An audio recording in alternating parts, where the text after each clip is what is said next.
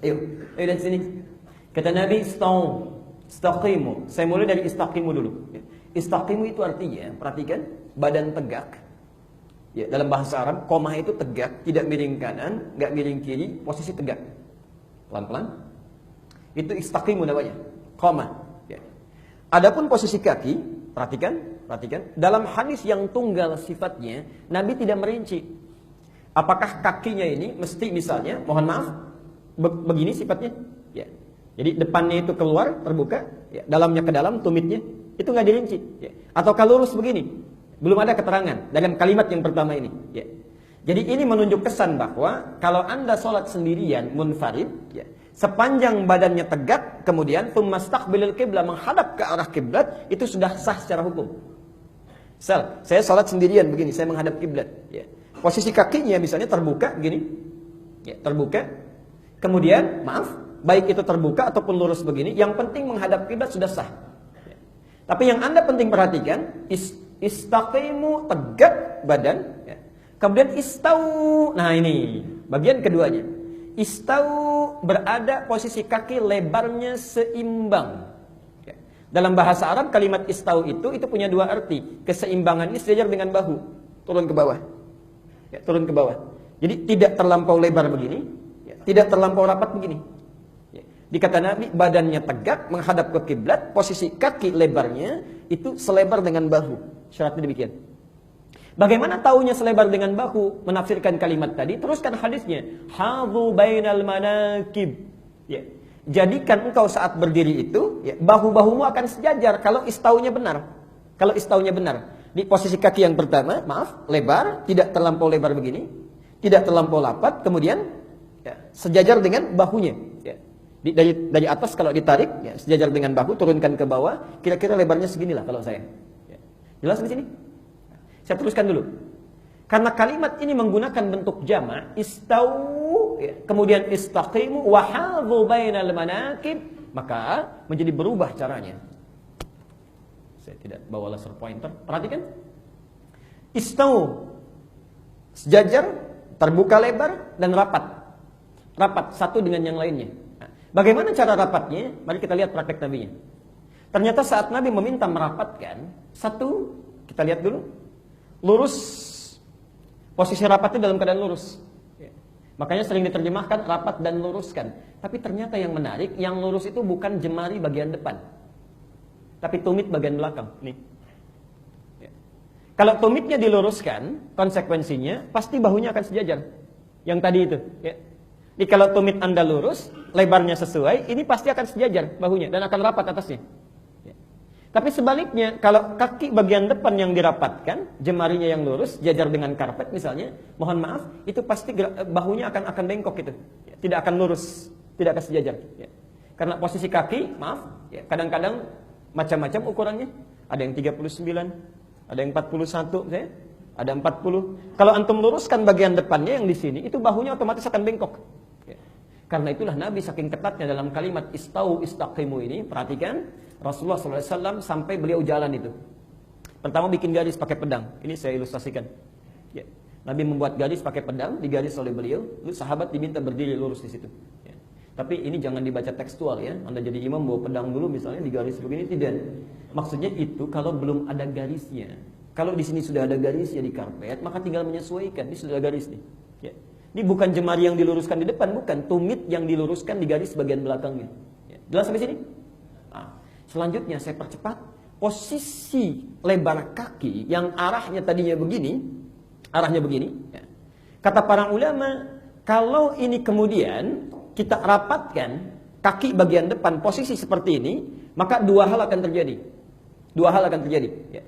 Yang pertama, kemungkinan bahu kurang rapat. Ya. Padahal Nabi meminta di hadis lain untuk merapatkan. Al-Bukhari nomor hadis 618. Ya. Perhatikan kata Nabi ya, Saya percepat saja. Apabila seseorang berada dalam sholatnya, maka setan akan masuk ke celah-celah dalam sholatnya. Fayaqulu, maka dia kemudian akan berkata. Perhatikan kata setan. Udkur kada. Ingat ini, ingat itu. Makanya Anda jangan kaget kalau setelah takbir misalnya Allahu Akbar, yang tidak diingat bisa masuk kepala kita. Yang lupa bisa jadi ingat, yang ingat jadi lupa, bisa terjadi itu. Tadinya nggak mikir, tapi ketika kita bertakbir, Allahu Akbar itu masuk semua. Ya. Tadi apa yang belum ditandatangan, kunci mobil ada di mana, arisan belum dapat tanggal berapa, semua masuk. Ya. Ujung hadisnya, perhatikan, hatta la yash'ural musalli kam raka'atan yusalli, sampai orang sholat tidak sadar berapa rakaat sedang menunaikan sholatnya. Hadisnya sahih. Ya, saya belum tanya sudah pada ngangguk, berarti pengalaman itu. Ya. Nah, karena itu, perhatikan, saya teruskan. Karena itu posisi kaki diatur lagi di ujung hadis. Abu Daud nomor hadis 666. Lihat ujung hadisnya.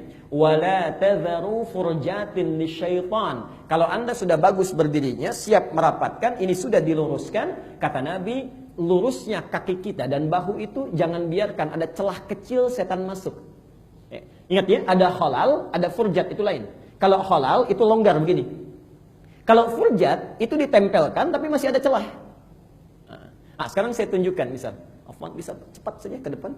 3 orang, cepat saja. 1, 2, 1 lagi, 3. Mohon DKM tolong dicatat, saya insya Allah akan berikan buku ya pada yang maju.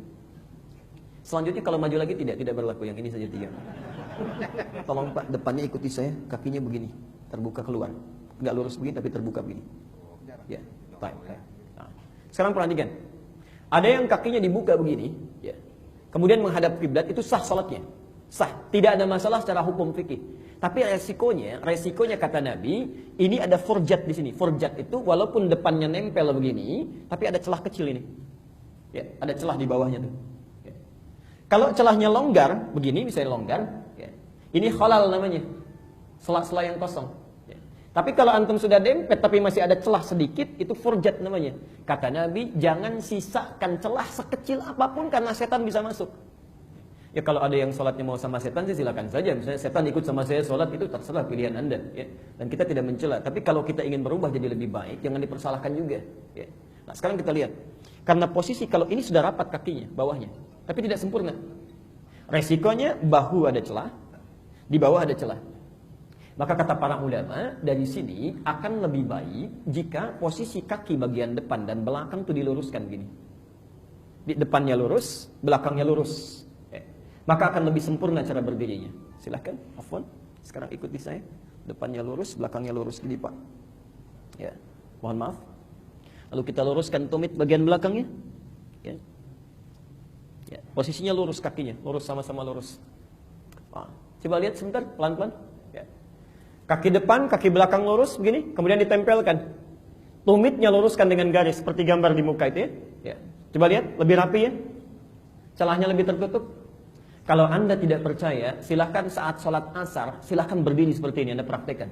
Luruskan kakinya, kaki ketemu kaki, bahu ketemu bahu. Itu Masya Allah, suasana sholat kita akan lain. Gak percaya silahkan. Akan berbeda ketika ada celah di sampingnya. Akan berbeda sama sekali. Anda bertakbir, Allahu Akbar, ada kenikmatan tersendiri. Ada kenikmatan. Tapi ini pun belum selesai hadisnya. Kata Nabi, perhatikan. Walayyinu bi'aidi ikhwanikum. Tapi serapat-rapatnya Anda jangan sampai menyebabkan tangan temanmu susah bergerak dalam takbir. Ya. Begitu didempet mau takbir susah gitu. Nah itu persoalan itu ya, dalam hadisnya. Baik, silakan Pak, silakan duduk. Jadinya seperti ini. Ini seperti ini. Ini yang diambil dari hadis Abu Daud nomor hadis 666. Jadi Anda luruskan, berdiri. Nah ini sebetulnya fase pertama membentuk kekhusyuan. Jadi kalau kita sudah kondisikan seperti ini, enak ke kita ya, nyaman dalam sholatnya. Nah kalau sudah demikian, maka saya masuk bagian terakhir, ini cepat saja. Kita akan mulai menyusun barisan. Nah, saya akan percepat masuk ke sholat berjamaah dulu ya. Nanti di sini kita akhiri. Kita belum sholat ini, baru berdiri saja. Ya. Belum takbir, belum mulai, baru berdiri. Sekarang agak cepat Pak, yang pakai peci saja langsung jadi imam. Ya kan Anda pakai peci. 1, pelan-pelan. Pak, mohon izin. Ini imam, laki-laki, makmumnya laki-laki. Bapak mau kemana? Silakan. Jangan dengarkan bisikan yang tidak jelas. Allazi yuwaswisu fi sudurin nas, bebas. Baik, sudah bagus ya. Ini laki-laki imamnya, ini makmumnya laki-laki. Maka berdiri di samping kanannya imam, ya. Ada 2 posisi. 1 bisa sejajar antara imam dengan makmum. Dalilnya Abu Daud nomor hadis 1367. Ya, Rasulullah pernah salat di sampingnya Ibnu Abbas. Tadinya di belakang, oleh Nabi ditarik ke depan. Ya. Kemudian disejajarkan dengan beliau. Ini sah. Ya. Atau yang kedua, ini yang berpendapat mayoritas ulama, imam lebih maju sedikit. Ya, sedikit saja. Tapi nempel, nggak ada jarak kakinya, nempel. Ya. Ada yang mengatakan 1 kepalan, tidak. Itu sudah menyelisih hadis. Ya. Baik, dia tetap menempel, ya. Nah, ini ditafsirkan oleh ulama ketika Ibnu Abbas itu ditarik oleh Nabi, usianya masih kecil, 3 sampai 4 tahun. Ya, dia khawatir terjadi sesuatu di belakang, makanya disejajarkan.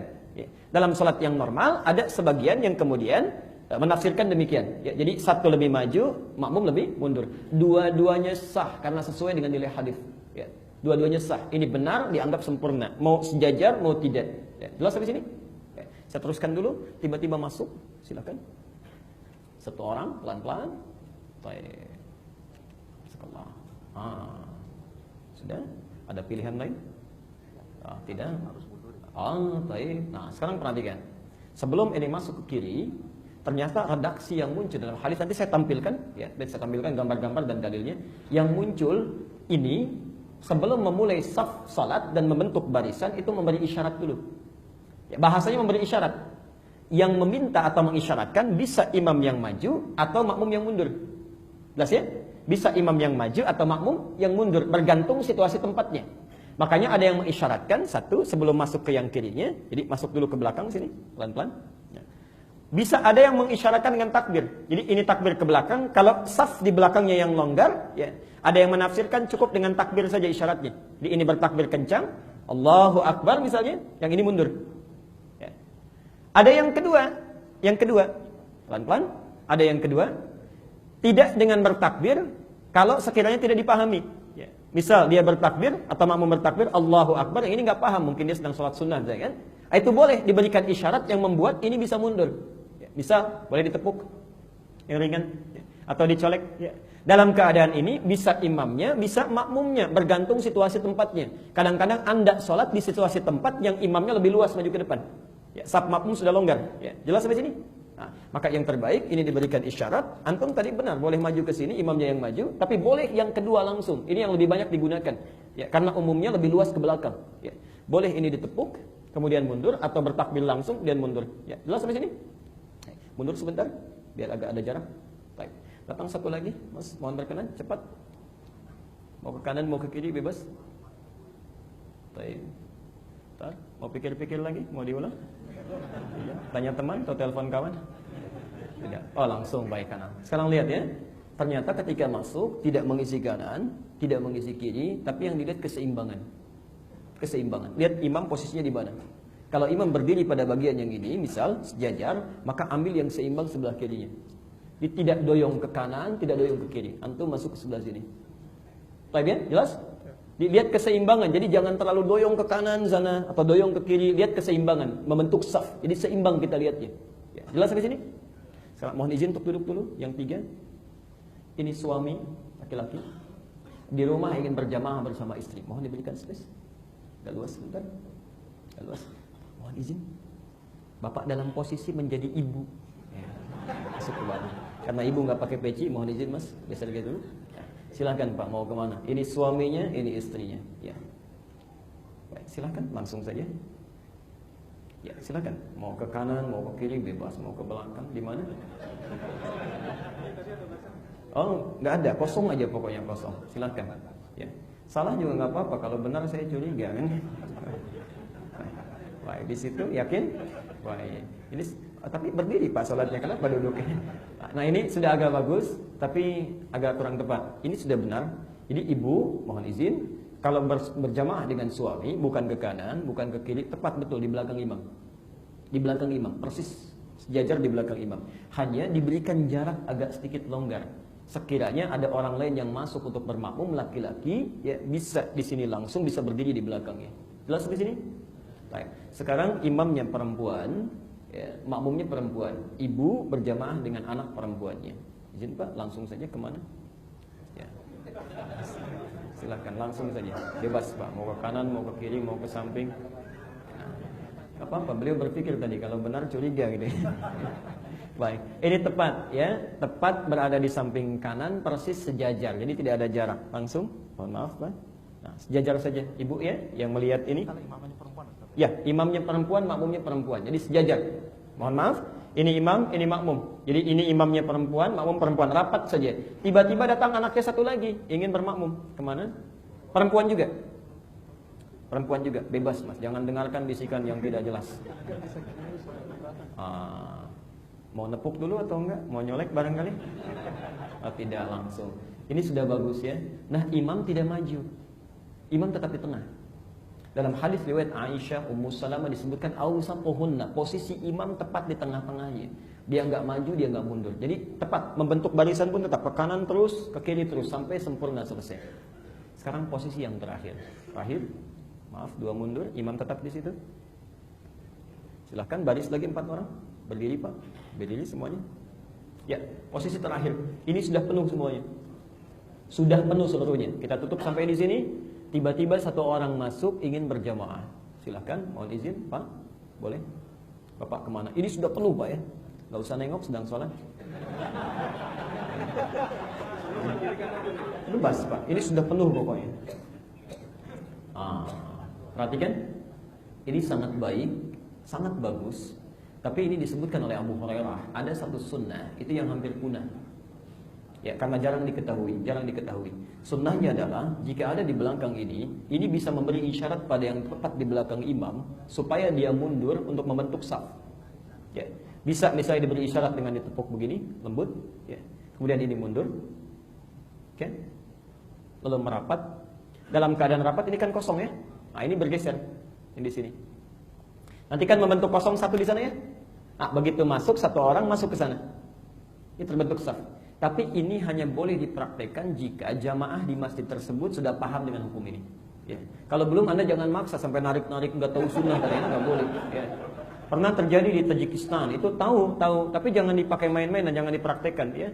Itu pernah begitu mau sholat sendirian ditepuk, ini beri isyarat, begitu ini mundur, ya, dia yang maju ke depan begini. Nah, itu persoalan yang tidak juga. Awas ya, hati-hati, resikonya tinggi. Ya, resikonya tinggi. Bisa ngomong, silakan. Resikonya, Pak, silakan. Baik. Oh, ini posisinya sudah terangkan. Ini ada gambarnya di atas, di bawahnya ada dalilnya, kemudian terjemahannya. Dan pas waktu kita saya kira berakhir sampai di sini. Bapak Ibu sekalian, kita belum sholat, kita baru berdiri, ya, belum takbir, belum macam-macam. Jadi, tapi karena waktunya sudah habis, Anda punya kewajiban untuk bekerja dan tidak boleh saya ambil juga. Ya. Karena itu, jelas pertanyaan saya, maaf, jelas? Kalau jelas hukum Qur'annya tidak boleh bertanya. Ya. Karena Al-Maidah ayat 101, ya ayyuhalladzina amanu la tas'alu an asya'in tubdalakum tasukum. Hei orang-orang yang masih merasa punya iman, kalau persoalan sudah jelas, jangan banyak dipertanyakan.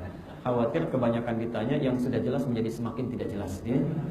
Baik, kita cukupkan dulu ya. Cukupkan dulu. Bagi yang ingin kopi silakan, saya sudah serahkan ke DKM masjid. Anda bisa kopi dengan bebas. Kita akhiri subhanakallahumma wa bihamdika asyhadu an la ilaha illa anta astaghfiruka wa atubu ilaik. Wa akhiru da'wana alhamdulillahi rabbil alamin. Wa afu minkum. Assalamualaikum warahmatullahi wabarakatuh.